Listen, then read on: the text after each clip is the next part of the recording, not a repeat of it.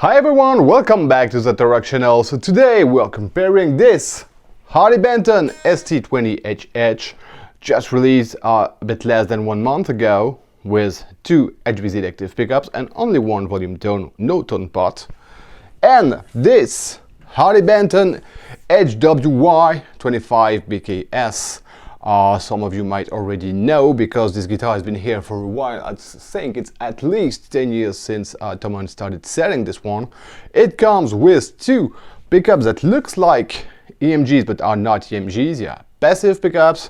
You've got 1 volume, 1 tone, so more classic in the conception. So 128 euros versus 118 euros. Which one of these two is gonna be the best if you want a metal guitar without breaking the bank? Let's discover first with the comparison in the mix. Here we go.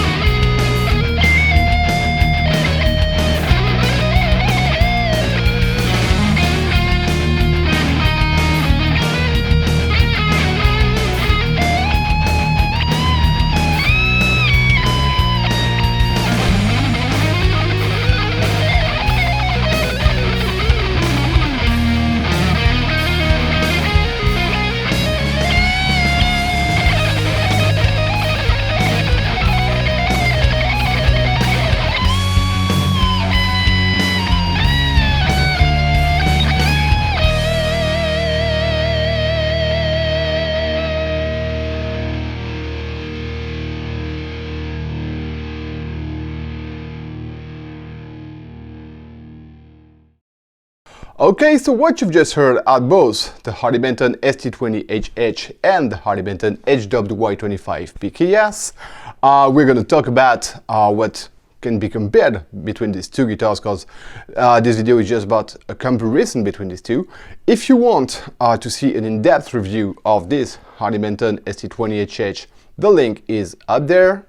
And if you want an in-depth comparison of this Harley Benton HWY 25 BKS, the link is up there as well, and you will find it in the video description. And just before we go to the comparison between these two, I would like to ask you to subscribe to this channel if it's not already done, leave thumbs up, share my videos on social networks pretty much everywhere you can, and if you order anything from my partner Thomann, this guitar, this one, maybe both, something else, please use my partner link that's gonna be in the description down below.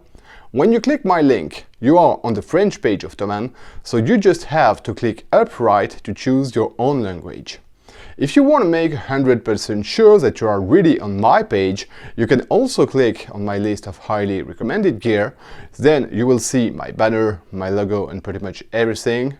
From there, you can order pretty much everything from my list or out of my list. The link is gonna work anyway. Thanks in advance for your help. Let's go for these two guitars. Let's first talk about the playability. Okay, I will start with the HWY. It's got a D-shaped neck. It's got 24 medium jumbo frets. On this guitar specifically, the frets here tend to lift a little bit from the fingerboard, so it's not the most comfortable feel I've had. But if you come from the principle that the frets are normal, this neck is really pretty nice. You've got that neck hill that makes the access to the 24th fret on the low E a bit complicated, but it's very comfortable on the high E, the B and the G. And don't forget, I don't have very long fingers. Alright, now let's compare this with the ST20. So this time you got only 22 frets, you've still got the neck hill that here, so the access to the low E is not super easy, but on the high E, the B and the G, it is gonna work. On this one though, everything is rounded, everything is polished, nothing sharp, the frets are very well set in the fingerboard, so no problem, and for this reason I will give the point to this ST20. If the HWY had normal frets, I think it would be a draw. Maybe I would give a little advantage to the HWY 25 because I do prefer having 24 frets instead of 22, but just a matter of taste. Okay, now let's talk about the global economy and the aesthetics of the guitar. Okay, they are more different than you think because, okay, just reverse headstock, more pointy, more aggressive, classic headstock, very Fenderish. This one makes me think of a Jim Root Fender Stratocaster, of course, much cheaper and not exactly the same specs, but anyway, more modern in terms of conception, with only one volume pot, and that's something that's really not a problem for me, and especially if you play metal, I think you don't mind having a tone pot. At least for me, it has never proven useful. Okay, in this one, volume and tone pot, it's not a problem anyway, but okay. A super Strat classic look. This one makes me think of some LTD, Jackson, Dean, classic super Strat with two humbuckers. Okay. From an aesthetic point of view, I don't have a preference. I think both are looking very cool. From a playability point of view, this one has got a 1-point trem that's not really very interesting to use because it tends to get the guitar out of tune basically, and really that's not what you want. But the bridge is comfortable, even though on this one, again, something specific to the guitar I have received.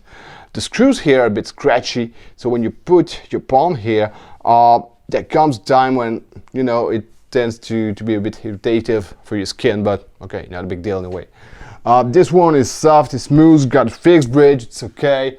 I think for the ergonomy and for globally the comfort, both are interesting, but I would give the point to this one because it doesn't have the flows, and I would give a bonus point to the volume pot because, you know, it has numbers, and we'll talk about it later when I play the guitars alone and compare the tones of these two, but those numbers are gonna prove very, very, very useful. Okay, now, in terms of global quality, I think I will give the point to this one, because first it's flawless, and this one's got several flaws, but we are still on some stupid cheap guitars, and yeah, very interesting. Anyway, because if you consider that this one has no flaws, and I guess you can have one with no flaws, it would be very interesting as well. But still, I think the problem of conception in this one is this tremolo. It might be interesting to have a tremolo if it's a real one, if it's reliable, and if you can trust it. The only thing for which you can trust this one is to get the guitar out of tune, you know. So why not going like on this one for a fixed bridge, and everybody would be happy, I think. Now, if you're used to using your trem on the HWY 25 BKS, let me know in the comment section, and let me know if you have kept the stock one or if you have changed it. Okay, and now let's compare the tone of these two guitars played alone, bridge, middle position, neck, and I'll come back for the conclusion. Here we go.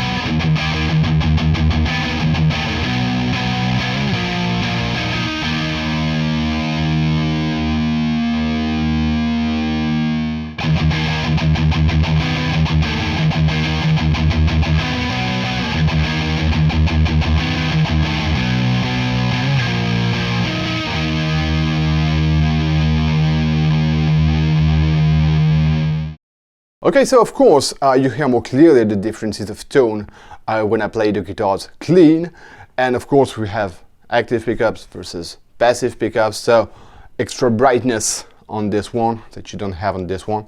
Overall, I think I do prefer the HWY, even though, and that's the reason why it's important that the volume part has numbers. If you put the volume higher than 7, those pickups are gonna become really noisy, muddy, and the sound you will get will be surrounded by hum. When you play clean with the volume down to 7, you have no noise. If you raise it up to 10, the tone is going to become crunchy, but an ugly crunch, you know, and you will have noise. But okay, keep the volume to 7 and you're on. On those passive, no brand, no name pickups that tend to look like EMG passive, I would say. The note definition is less good, clean or dirty, and especially dirty note definition is not the same. You also sense that the output level is not the same, especially on chugs, and the chugs are way more resonant on this one than on this one, with, of course, the exact same setup on my amp and my pedals. Another thing you have to know about the pickups, maybe you've heard it when I play the guitars alone. Those pickups, those passive pickups, are noisy because the guitar is not shielded. It is grounded because when I put my palm or my fingers on the strings or on the bridge, it becomes silent again. But if you lift your hand, you realize very quickly that the shielding is not here. So those ones might be a little bit noisy if you raise the volume higher than 7 for some active pickups, but those ones, because the guitar is not shielded, are really even more than noisy. Those HWY are a good cheap copy for some EMGs, and if you want to change for EMGs, well, you've already got the battery compartment, so you won't have to struggle with it. Of course, if you want to change for EMGs on this one, you can do it as well. The cavity is big enough to welcome the bus and the battery anyway, but okay. I think if I had to keep one of these two, I would keep this one because this one is not flawless, but even if it was flawless, there's something with this one that I really enjoy. I've had fun playing it, you know, and even though this one is not bad either, and maybe I do prefer the shape of the neck a tiny little bit, but you know, this one with its classic Strat look, but you know, turned to the gym root style, it's really got something. The single volume part is a good idea as far as I'm concerned, and yeah, I think I like it. I think I like it a lot. Okay, well, I think I've said it all about these two, so thanks for watching and see you next time for another video.